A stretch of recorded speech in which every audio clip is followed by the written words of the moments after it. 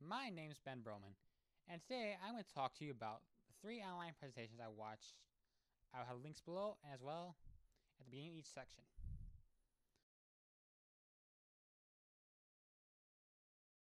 The first video I chose was by Mark Hall, lead singer of the band Casting Crowns. Now it was recorded as an online presentation, as you would think, as like webcam, but it was recorded for the purpose of online release. Now, its primary purpose was to inform about the new song coming out, but its secondary purpose was to persuade. He was persuading Christians that the best approach to win the loss is to tell them what we are for rather than what we are against. He used ethos and pathos. The way ethos was used was sharing what the world normally hears from us Christians is what they're doing wrong and what we're against rather than what we are for. The way he used pathos was to use his own life experiences. The one visual aid he was a pan up and down of a picture on the wall. He kept everything from lighting to clothing choice in mind when presenting to the camera. The only thing he could have done better was to keep the camera a little more steadier.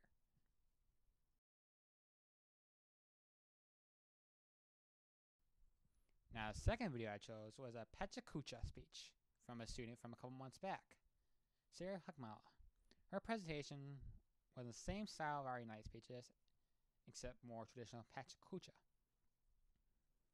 Her topic was about buying local grown produce from farmers.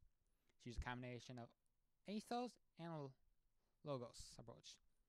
One way Sarah used ethos was bringing up the fact that third world countries grow most of our food but never see any profit from it.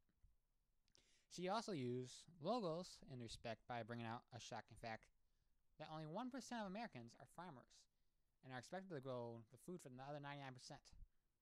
She used visual aids effectively in the fact that she used common color in most of her slides, green. She had no text or bullets to distract from her presentation. She also used simple images in her presentation, taking some of the tips that we learned in the first couple weeks.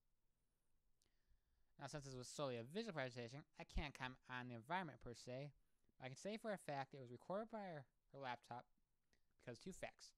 One, I heard the keyboard click to start and end the audio, and most importantly, I know her personally and I knew how she recorded it.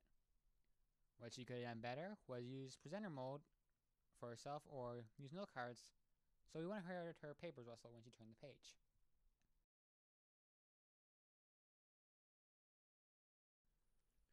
The third and final video I watched was by an online reviewer that goes by the name Soldier Knows Best.